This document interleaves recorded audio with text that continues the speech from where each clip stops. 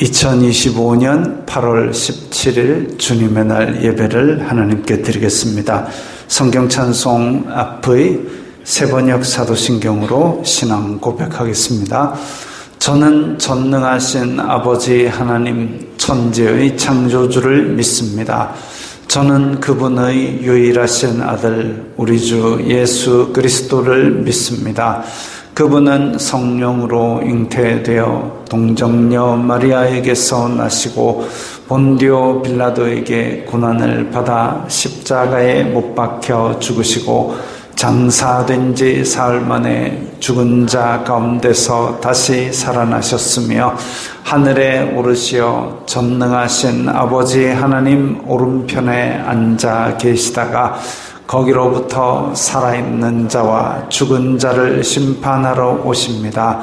저는 성령을 믿으며 거룩한 공교회와 성도의 교제와 죄를 용서받는 것과 몸의 부활과 영생을 믿습니다. 아멘. 이 시간에는 일주일 동안 살면서 하나님 뜻대로 살지 않았던 것들을 각자 목소리를 내어 회개하는 기도를 다 함께 드리겠습니다. 거룩하신 아버지 하나님 감사합니다. 저희들에게 예배할 수 있는 은혜를 주시니 감사합니다. 주여 불쌍히 여겨주시옵소서. 저희들은 죄인입니다. 이 세상 속에 살면서 세상이 주는 육신의 정욕, 안목의 정욕, 이생의 자랑을 따라 살았던 것을 용서하여 주시옵소서. 저희들의 마음으로, 저희들의 입으로 탐욕과 악독을 바라였던 것을 용서하여 주시옵소서. 세상 속에 살면서 죄가 마음속에 들어오면 죄는 자꾸 커지고 확장되고 퍼지고 깊어지면서 저희들의 마음속에 평안을 깨뜨리고 두려움을 주고 불안을 주는데, 그럼에도 불구하고 자꾸만 저희들의 발은 탐욕과 악독으로 밟아 나갔던 것을 고백합니다. 저희 죄를 자백하면 저는 미쁘시고 의로우사 저희를 모든 불의에서 깨끗게 하실 것이라고 하셨사오니 주여 저희들의 마음을 정결하게 하여 주시옵소서. 예수님 이름으로 기도드리옵나이다. 아멘. 찬송가 75장 하면서 봉헌하겠습니다.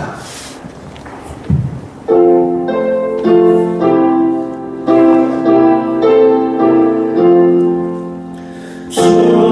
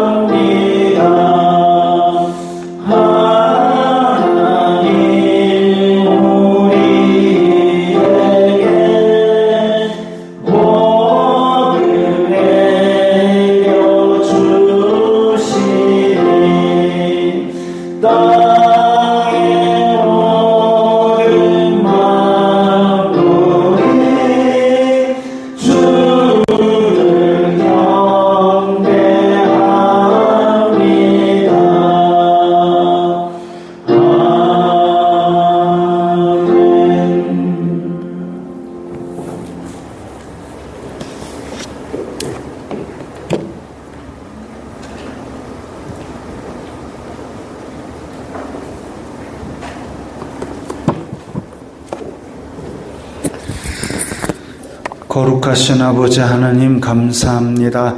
저희들에게 일용할 양식과 필요한 때마다 풍성한 은혜 내려주심을 감사합니다. 주님의 은혜 감사하여서 각기 예물을 드려오니 기쁘게 받아 주시옵소서. 이 예물이 쓰이는 곳마다 아버지 하나님의 영광이 나타나고 예수 그리스도의 사람 살리는 복음이 전파되게 하여 주시옵소서. 저희들이 일상에 필요한 것이 물질이오니 저희들에게 필요한 것들 그 위로 더 풍성히 부어주시사 물질로 시험 들지 말게 하시고 오히려 나누어 줄 수 있는 그런 풍성한 복을 누리게 하여 주시옵소서. 또한 저희들이 주님께서 주신 것들을 청지기적 사명을 잘 감당하여서 필요한 곳에 주님의 뜻을 따라 사용함으로 말미암아 물질로도 하나님께 영광 돌리는 자들이 다 되게 하여 주시옵소서. 예수님 이름으로 기도드리옵나이다. 아멘.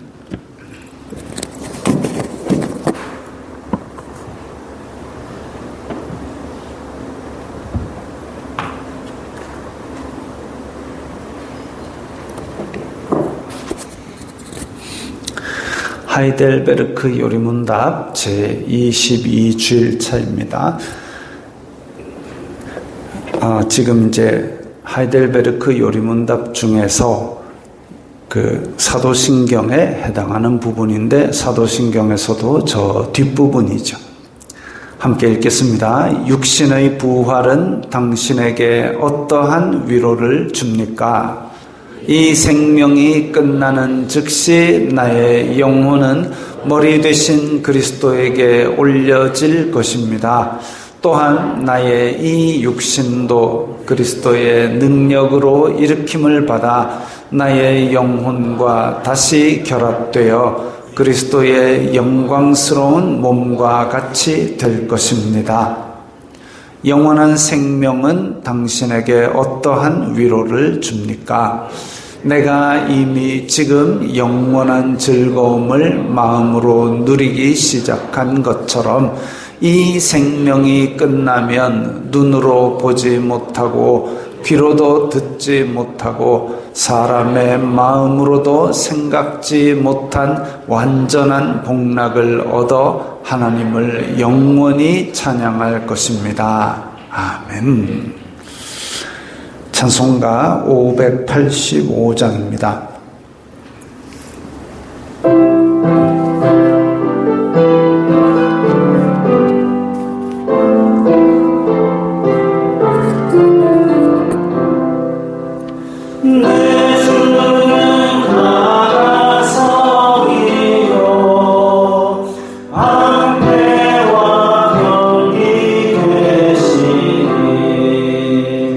그 관람에서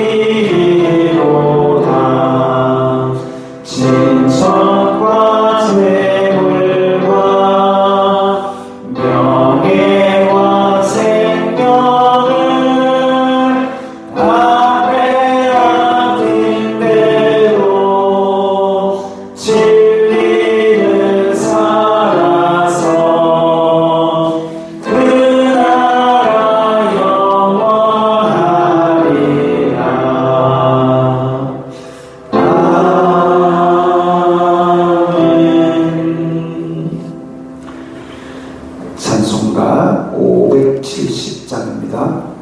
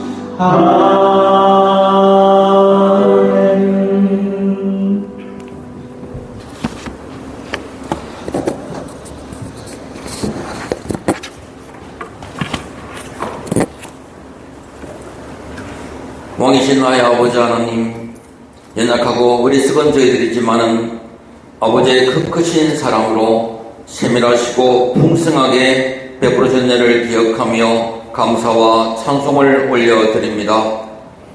저희들 험하고 어지러운 세상 가운데 살아갈 때에 하나님 아버지를 온전히 신뢰하고 의지할 수 있도록 붙들어 주심을 감사합니다. 늘 기뻐하며 범사에 감사하며 살아갈 수 있도록 도와주시옵소서. 주님을 높이며 살아갈 수 있도록 도와주시옵소서. 깨어 기도하라고 명하신 아버지 하나님, 저들 어려운 가운데 있을 때에 원치 않는 여러 가지 문제를 만날 때에 더욱 아버지 하나님을 신뢰하고 의지하며 살아가게 도와주시옵소서. 이러한 때 주시는 말씀과 기도를 통하여 우리를 향하신 아버지의 뜻을 알아가는 은혜를 더하여 주시옵소서. 우리를 위하여 일하시는 아버지 하나님을 만나는 복된 시간 되게 하여 주시옵소서. 저희들 잘 될 때 더 많이 기도하게 하여 주시옵소서. 바쁠 때 더 많이 기도하게 하여 주시옵소서. 아버지의 선하시고 능하신 손이 악한 자들의 손에서, 악한 영들의 손에서 우리들을 건져주시고 지켜 보호하여 주시옵소서. 어렵고 혼란한 가운데 있는 대한민국을 고쳐 주시옵소서. 물질의 풍요를 더 많이 누리며 살아갈 수 있도록 지켜주셨는데 저희들은 더욱 탐욕과 악독의 길로 향하고 있는 이 땅의 백성들의 죄를 고쳐 주시옵소서. 먼저 믿은 저희들의 속인의 오른대로 행했던 죄를 용서하여 주시옵소서. 원망 불평하지 말고 나라를 위하여 더 많이 기도하게 하여 주시옵소서. 세워진 대통령과 장차관들, 주요 공직자들 자신의 욕심과 정당의 욕심을 따라가지 말게 하시고 하나님을 두려워하고 오직 국민을 위하여 헌신할 수 있는 정직하고 성실한 마음으로 일할 수 있도록 고쳐주시고 다스려 주시옵소서. 오늘도 내 가운데 함께 모여 예배드릴 수 있는 시간 주셔서 감사합니다. 이렇게 속한 모든 성도들 세상에서 지치고 힘든 모든 짐을 내려놓고 아버지 하나님의 회복케 하시는 능력으로 충만하게 하여 주시옵소서. 성도들 가정과 일터와 사업장에서 맡긴 사명을 힘있게 잘 감당할 수 있도록 도와주시옵소서. 함께 모여 일하고 교제하는 가운데 십자가의 사랑으로 구원의 복음으로 든든히 준비되어서 사랑의 전달자로 복음의 통로로 더 많이 더 넓게 쓰임받게 도와주시옵소서. 내일 함께 기도하며 동력하는 그 애들과 선교사들 이 시간도 함께하여 주시옵소서. 힘들고 어려운 상황 가운데서도 말씀 붙들고 은혜 붙들고 힘있게 기쁘게 주신 사명 잘 감당할 수 있도록 도와주시고 지켜보아여 주옵소서. 이제 말씀을 듣는 시간입니다. 강단에 세우신 하나님의 종 성령 충만하게 하여 주시옵소서. 살아있는 말씀을 통하여 저희들을 만나 주시옵소서. 말씀을 통하여 주신 은혜에 기쁨과 즐거움으로 채워 주시옵소서. 말씀을 통하여 우리들과 함께 하시는 아버지 하나님의 은혜를 꼭 붙들고 매일매일 승리하며 살아갈 수 있도록 도와주시옵소서. 이 모든 말씀 예수 그리스도 이름으로 기도드리옵나이다. 아멘.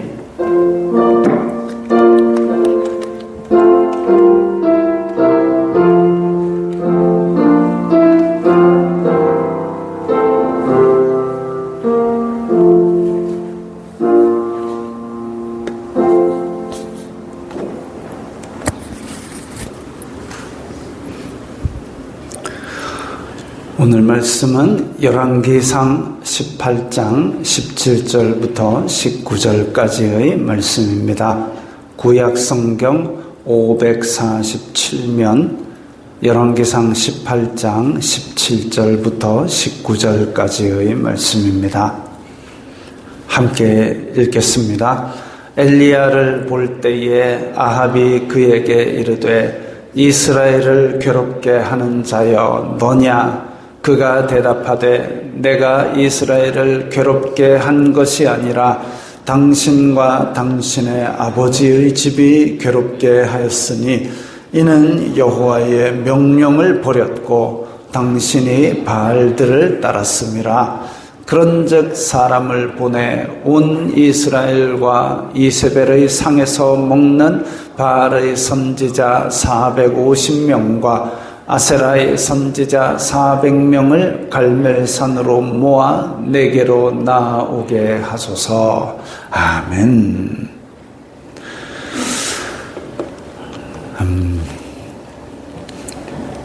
아합 왕은 역대급으로 악한 왕입니다. 열왕기상 16장부터 22장까지 꽤 많은 분량을 차지하고 있습니다. 사실 뒤에 나오는 역대상, 역대하, 에스라가 집필한 우리나라로 치면 조선왕조실록 같은 남유다 왕국의 성전 중심의 공식 기록은 인 역대상하에서는 실질적으로는 아합은 같이 전쟁하다 죽은 거 하나 딱 기록되어 있고 나머지는 역대기에는 없습니다.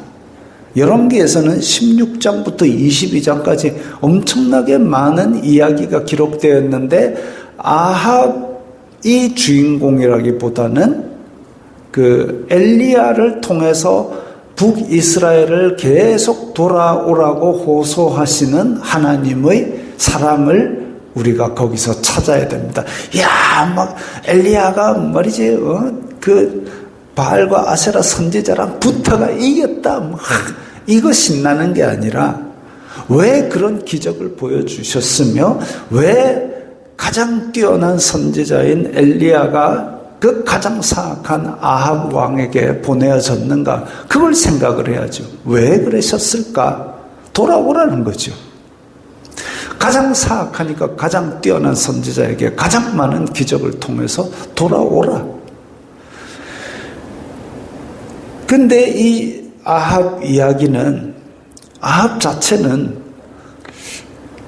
또 자기 혼자만 악을 저지른 것이 아니라 탐욕 가득하고 잔인한 왕비 이세벨이 격동하여서 범죄한 것도 많이 있습니다.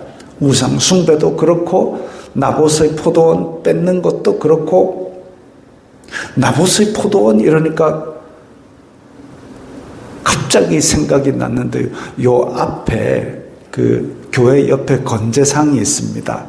건재상 담벼락에 오늘 지나는데 향긋한 냄새가 나요. 혹시 가다가 한번 맡아보십시오. 포도 넝쿨입니다. 담쟁이가 아니라. 그래서 자세히 보니까 포도가 막 달려 있습니다. 그냥 지나가기만 해도 포도 향이 확 납니다. 근데 포도를 거름을 줬겠습니까? 농약을 쳤겠습니까? 순수 자연산 유기농 무농약 포도니까 그렇게 크고 탐스럽게 맺히지는 않았어도 지나가는데 포도향이 확 납니다. 그런 포도밭이 좋다고 백성의 포도밭을 탐을 내가지고 그 포도원 주인을 죽이고 그걸 빼앗고, 이게 왕이 할 짓입니까? 근데 그걸 한 게 아합입니다. 그런 왕이 전에도 없었고 후에도 없었고 아주 사악하고 악독한 왕입니다. 이렇게 역대급으로 사악한 왕, 근데 하나님께서는 역대급으로 최고의 선지자, 예수님께서 변화산에 올라가셨을 때 누구와 같이 계셨습니까? 모세와 엘리야가 나왔습니다. 그 최고의 선지자 엘리야를 보내셨습니다. 하나님의 극진하고 애달픈 사랑이죠. 탕자가 돌아오기를 매일같이 동구 밖에 서서 기다리는 아버지의 심령으로 그렇게 엘리야를 보내셨습니다. 오늘 본문의 배경은 원래 열왕기상 17장 바로 앞에 장에서 시작됩니다. 엘리야에게, 그 전에는 엘리야가 왔다 갔다 했다는 말도 없고 그냥 디셉 사람 엘리야에게 여호와의 말씀이 임하였다. 아합에게 가서 말하라. 하나님께서 다시 말씀하시기 전까지 비도 이슬도 없을 것이다. 고강고강.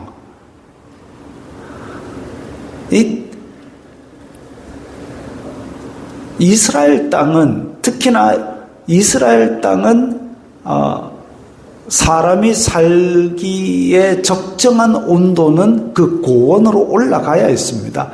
해안 평지는 사실상 굉장히 덥습니다.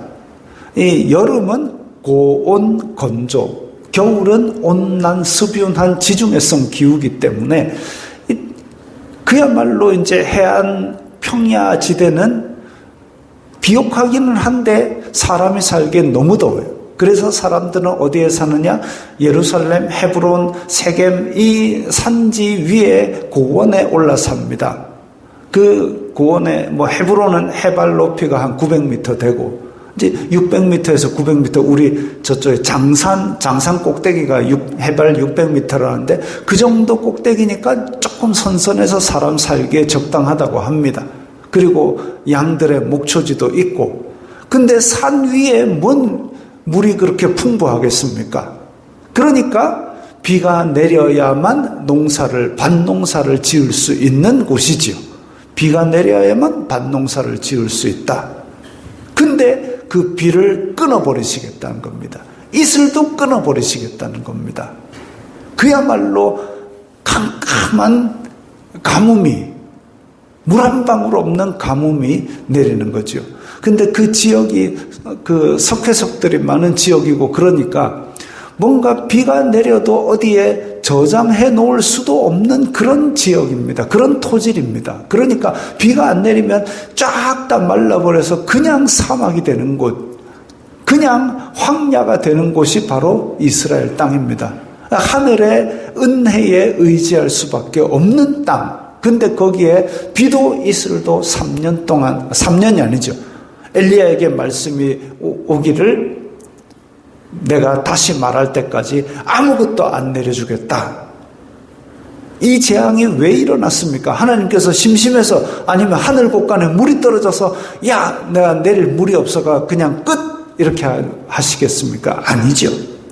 아합 왕이 바알과 아세라를 섬기고 백성들도 바알과 아세라를 섬기게 만들어가지고 우상숭배에 빠뜨렸기 때문입니다. 하나님께서 매를 때리는 대표적인 것들이 기근, 질병, 전쟁 이런 것들인데 그 시작인 기근을 주신 겁니다. 왜요? 돌아오라고 말로 해도 안 되니까 때려서라도 돌아오라고 그렇게 주셨습니다. 누구 때문에요? 아합 때문에. 얼마나 기근이 심했으면 왕도 물을 찾아 나섰다 그랬습니다. 왕이 어지간하면 꼼짝을 안 하는 게 고대 왕국입니다. 근데 왕도 물을 찾아서 헤매고 다녔다. 얼마나 지금 다급한 상황인지 알 수가 없습니다.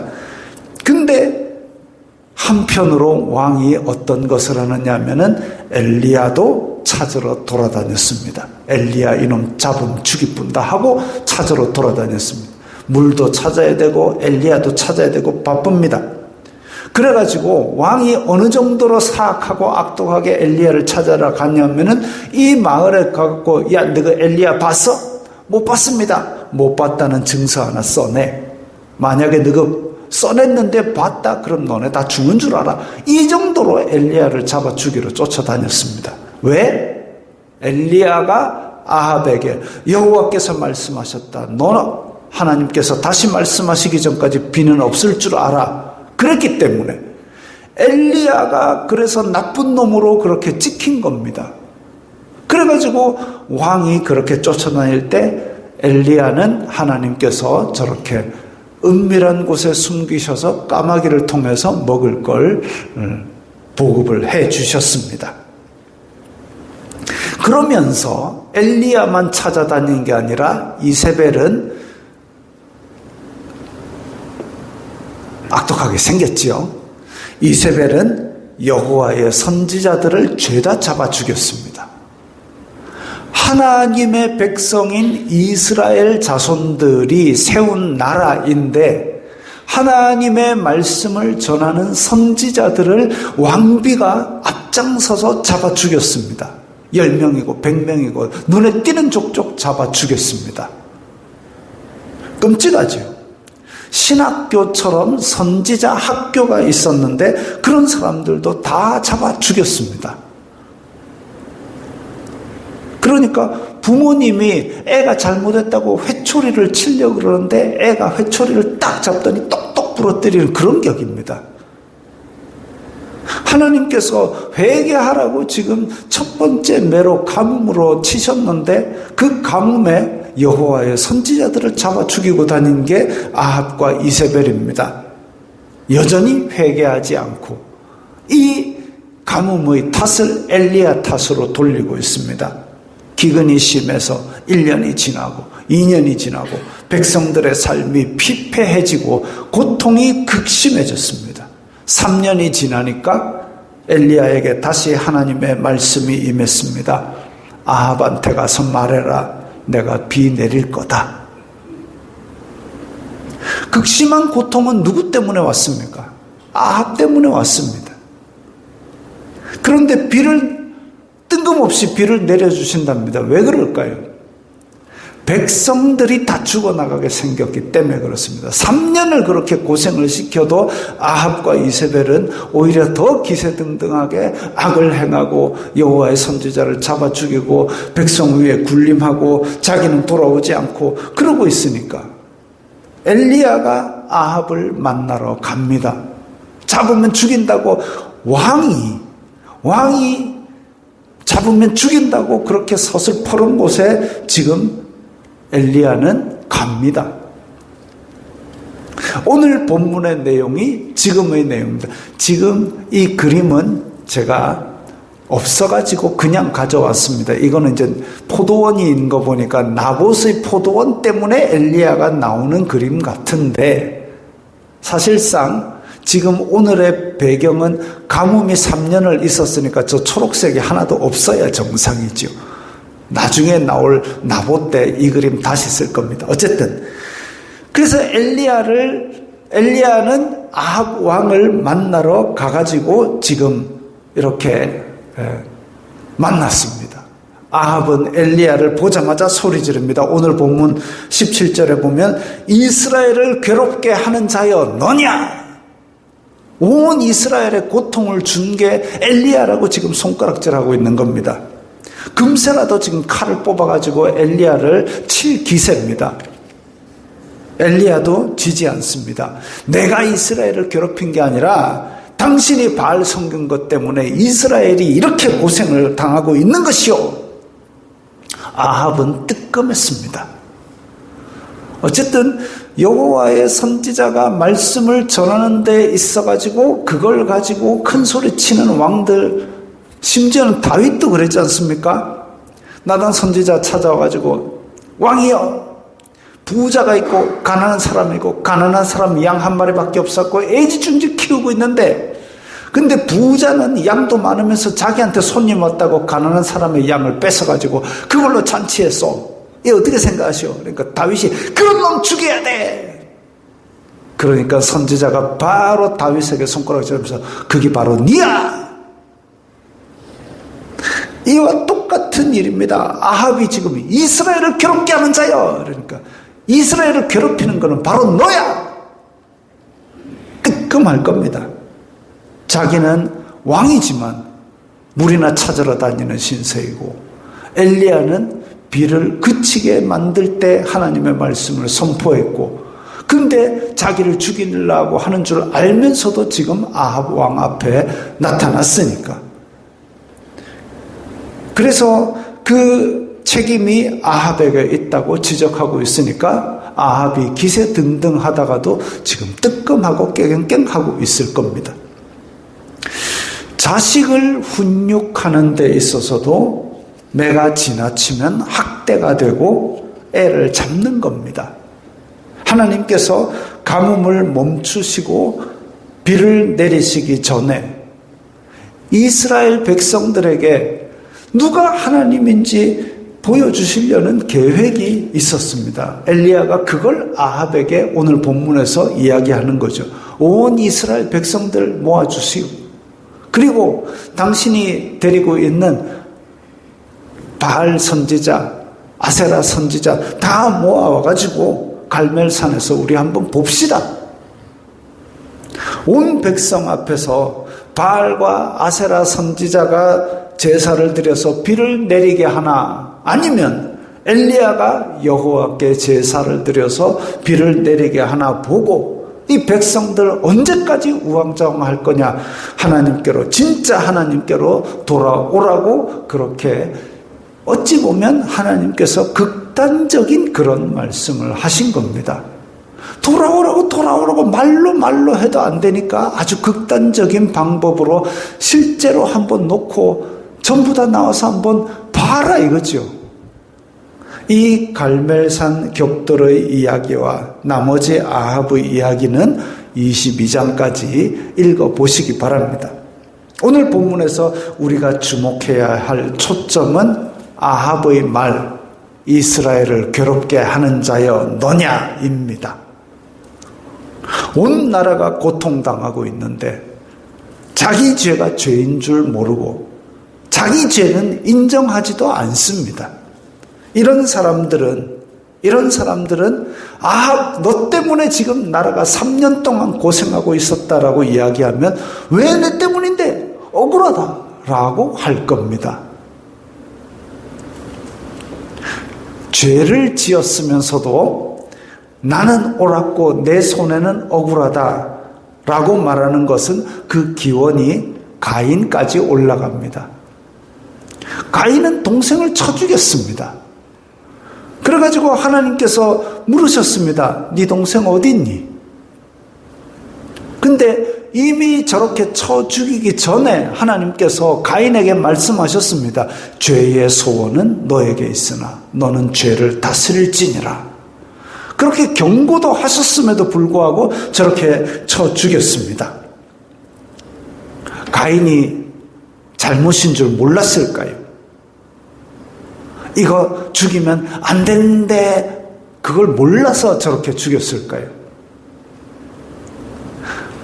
가인에게 하나님께서 찾아오셔서 너 동생 어딨니? 할 때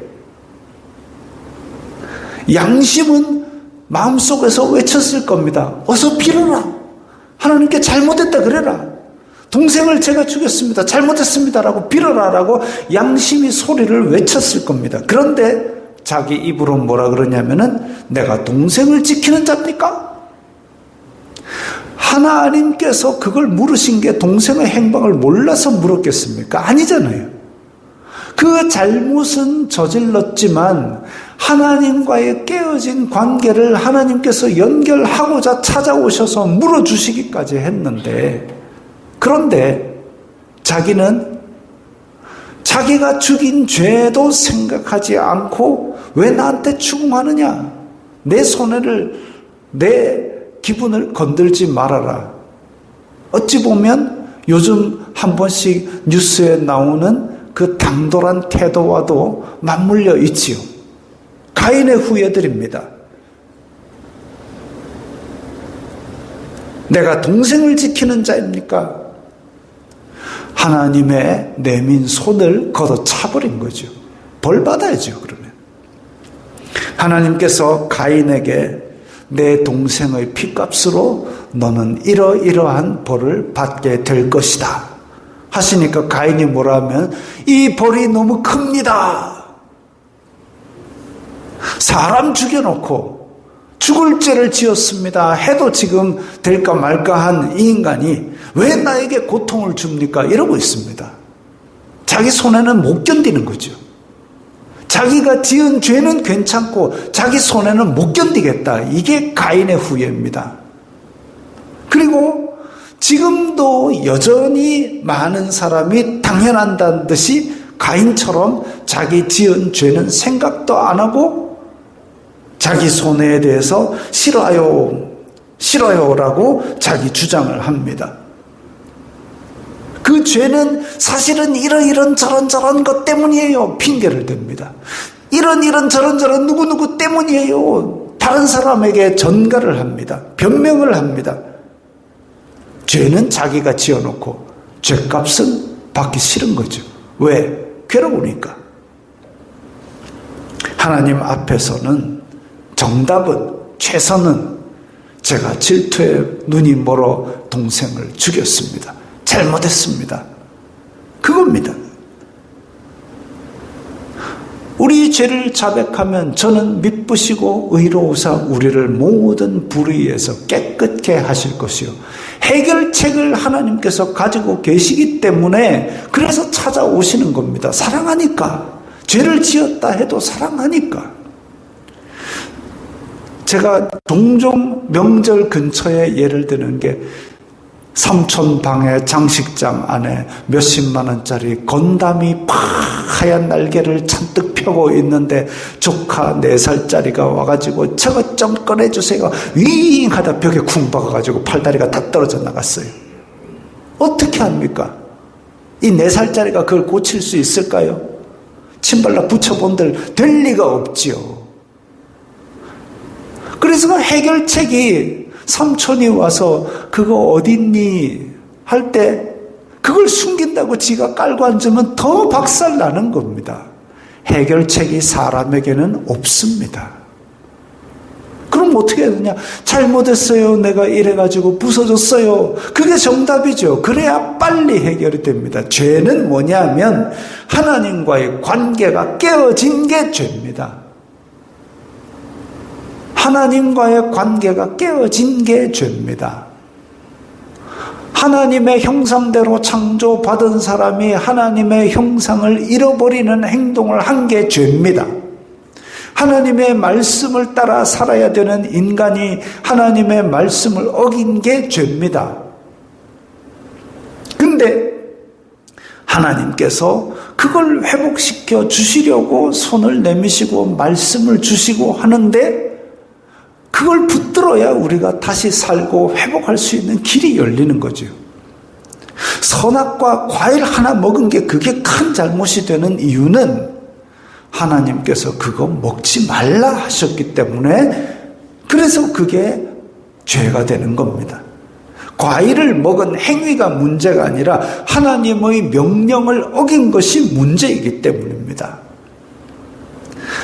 이렇게 하나님의 선하신 기준을 인간에게 보여주신 것이 율법입니다. 하나님의 선한 기준은 이거다라고 보여주신 것이 율법입니다.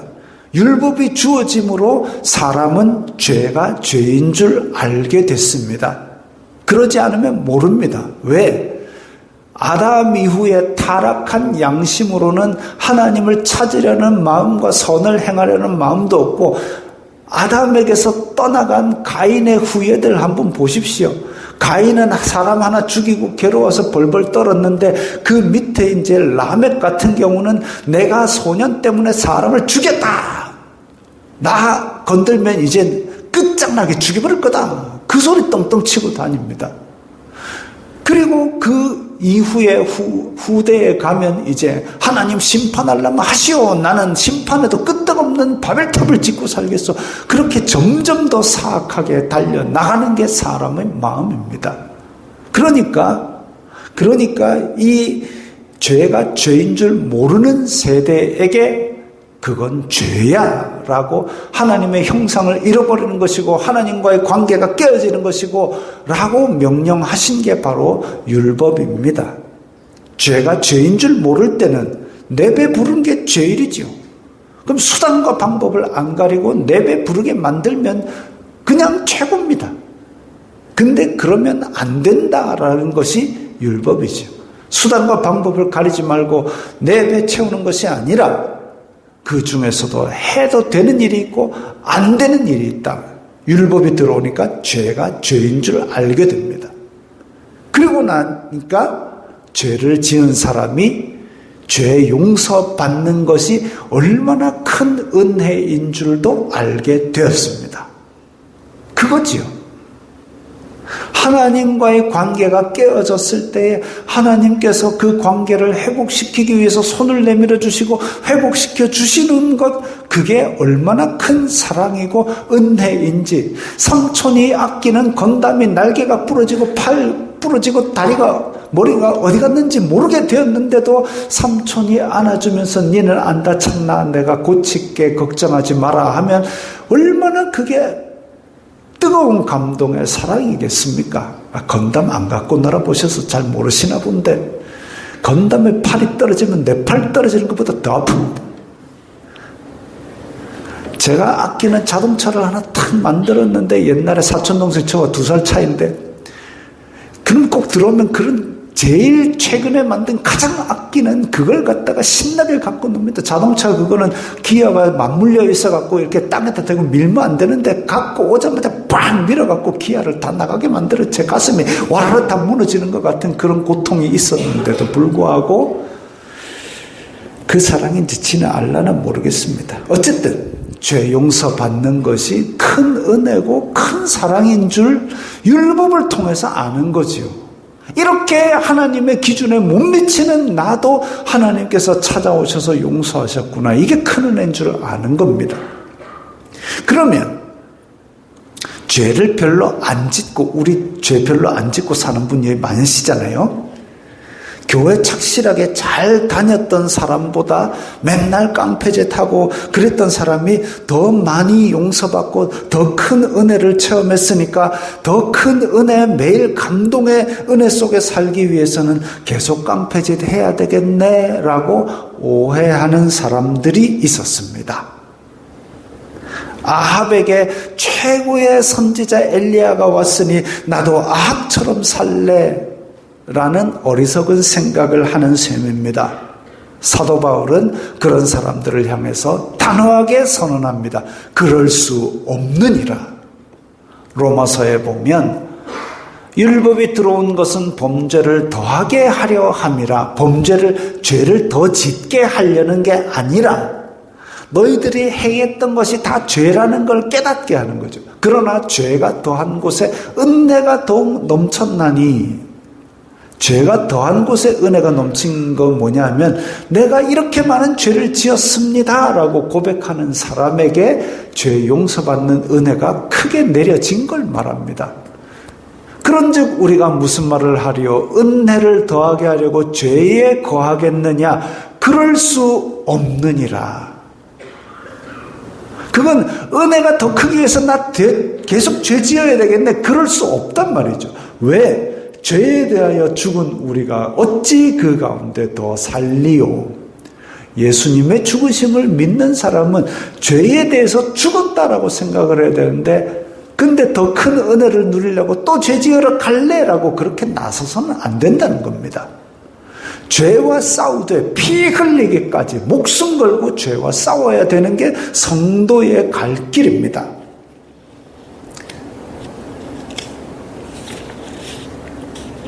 아합에게 엘리야를 보내셔서 하나님의 매를 때리셨지만 자기 죄는 생각하지 아니하고 자기가 본 손해만 생각하고 이스라엘을 괴롭게 하는 자여 너냐?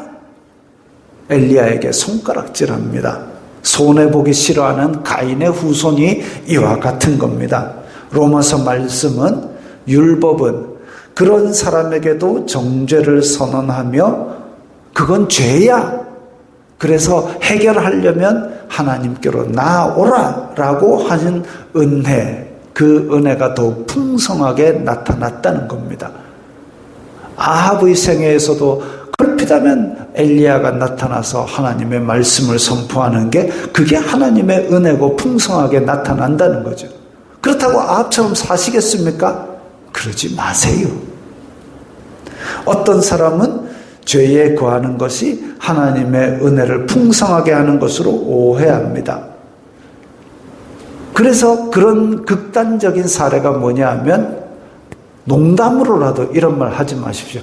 야, 십자가의 저쪽 강도 부럽다. 지 하고 싶은 대로 다 하다가 예수님 만나가 구원받았잖아. 당일날 바로 천국 갔잖아. 그렇다는 얘기는 자기가 하고 싶은 것이 이 세상에서도 금지하는 그런 강도짓 같은 걸로 자기 욕심을 채우고 싶다는 천박함을 드러내는 겁니다. 십자가의 옆에 강도 부러워하지 마십시오. 차라리 다니엘 부러워하십시오. 왕국이 바뀌고 왕이 넷이나 바뀌어도 가장 최고의 핵심적인 인물로서 인정받고 하나님께 영광 돌리고 얼마나 좋습니까? 다니엘 부러워하십시오. 아리마대 요셉 부러워하십시오. 부자 아닙니까? 공회원 아닙니까? 그러면서 예수님의 신실한 제자 아닙니까? 니고데모 부러워하십시오. 공회원이면서 국회의원이면서도 예수님 찾아 만나가지고 진리를 탐구하고 예수님을 장사 지낸 걸로 성경이 기록되지 않았습니까? 그런 좋은 사람 새끼 놔두고 뭔 십자가 옆에서 주여 당신 나라에 임할 때 나도 그래가지고 거기서 구원받은 게 뭐가 부럽다고 그걸 부러워합니까? 이 세상에서 금지하는 거 지도하고 싶은 마음이 아직도 뿌리 내려서 뽑히지를 않았다는 거죠. 그런 사람의 신앙은 지옥 안 가고 자기 욕구 채우려고 그리스도를 섬기는 척하는 겁니다. 더 풍성한 은혜는 앞에서도 이야기했지만 회개하고 돌이키고 죄와 싸우려는 사람이 누릴 수 있는 은혜인데 왜 그러느냐? 하나님과의 관계를 회복시키기 원하는 거죠. 여러분 천국 왜 가고 싶습니까? 천국 가면 황금 길 다니고 집에 금은 보석이 줄줄이 널려 있으니까 그것 때문에 가는 겁니까? 아니면 사랑하는 아버지가 거기서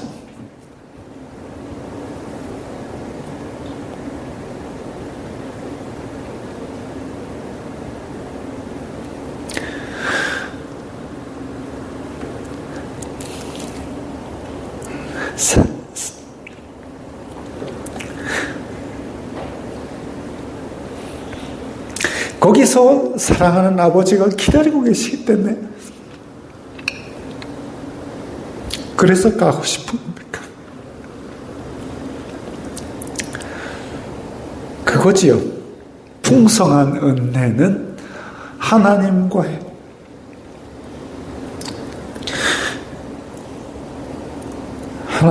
관계를 회복하려는 회개하는 사람이 누릴 수 있는 은혜입니다.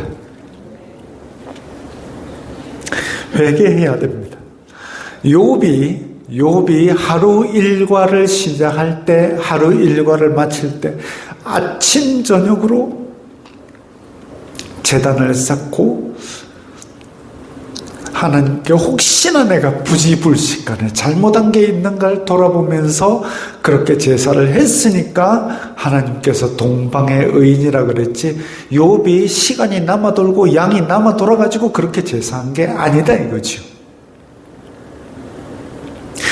그래서 풍성한 은혜는 회개하는 사람이 누릴 수 있는 은혜인데, 아버지의 관계를 더 중요시 여기는 사람이 누릴 수 있는 은혜인데, 가인도 안 했지요.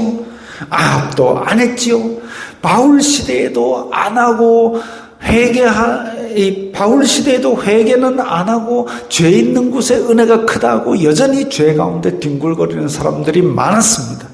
그리고 지금도 많은 사람들이 손해보는 걸 싫어하면서, 손해보기 싫어하는 세대, 하나님 죄는 내가 지었지만 나는 손해보기 싫어요 라고 그렇게 죄를 담대하게 짓고 있습니다.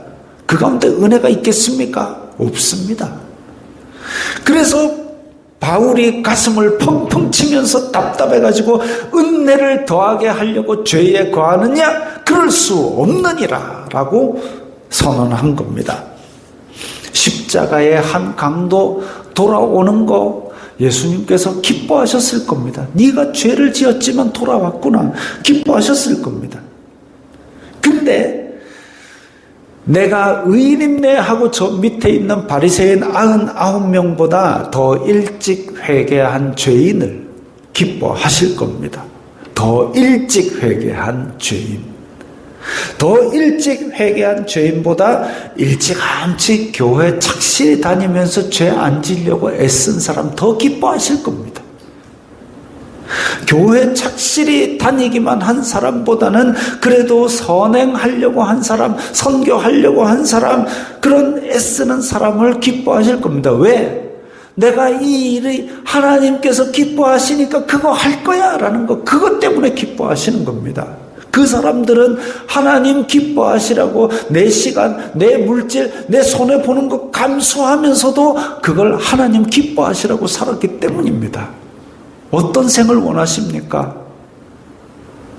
십자가 옆에 있다가 주여 하고 그런 생을 원하십니까? 아니면 아합처럼 엘리야 계속 보고 싶어서 난 계속 죄 지을 거야, 그런 삶을 원하십니까? 아니면 내 시간, 내 물질, 내 손에 감수하고서라도 하나님께서 기뻐하시는 이 일을 찾아서 달려나가는 그런 삶을 사시겠습니까? 말씀이 있을 때 결단하십시오. 언젠가 때가 오면 말씀이 홍수 같아도 들을 말씀이 없는 때가 올 것이고, 그 말씀도 마음껏 못 전하는 때가 곧 올 겁니다.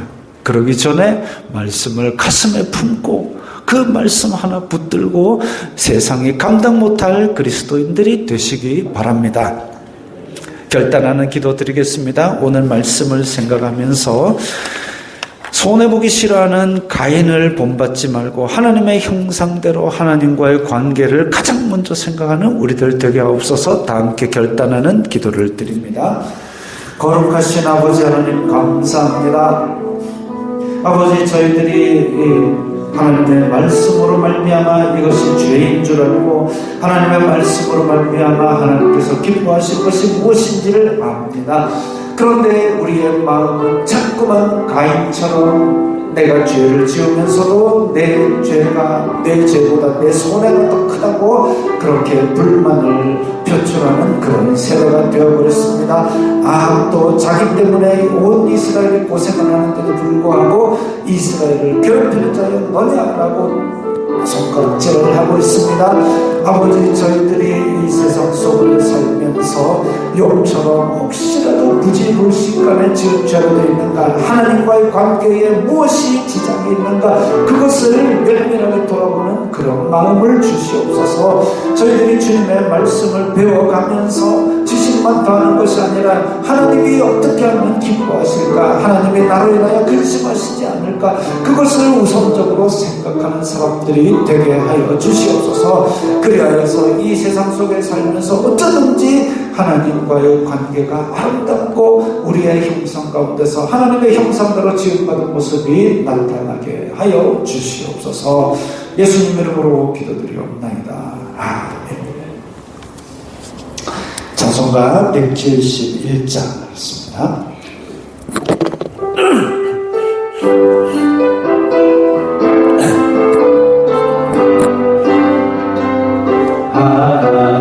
하나님의 독생자 예수 날 위하여 오시었네.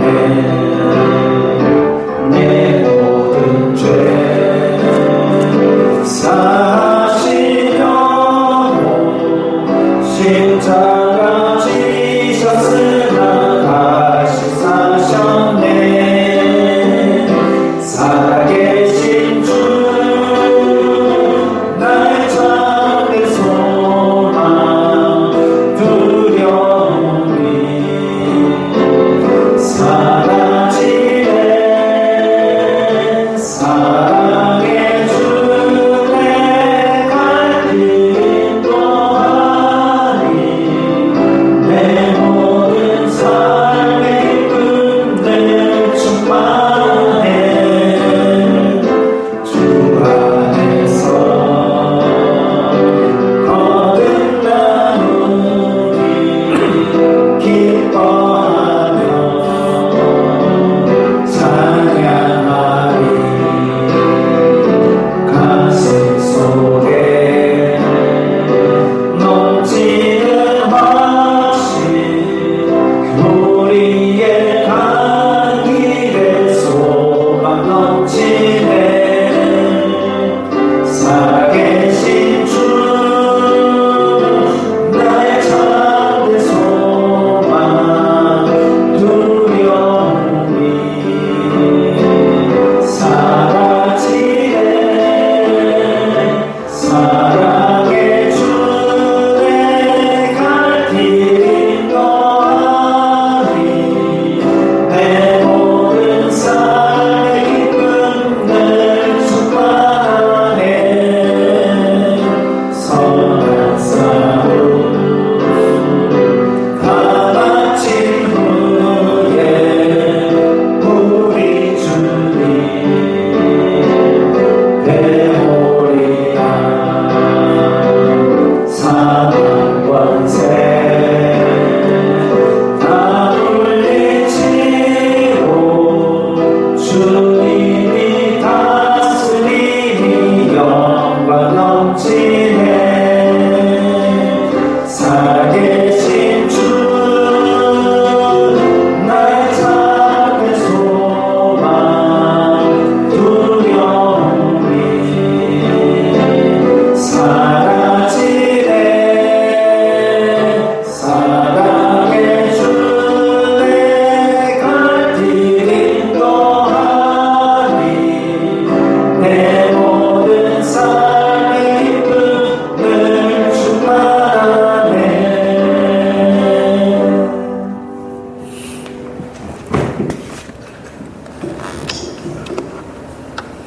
주 예수 그리스도의 은혜와 하나님 아버지의 사랑과 성령 하나님의 교통하심이 너희 무리와 함께 있을지어다. 아멘.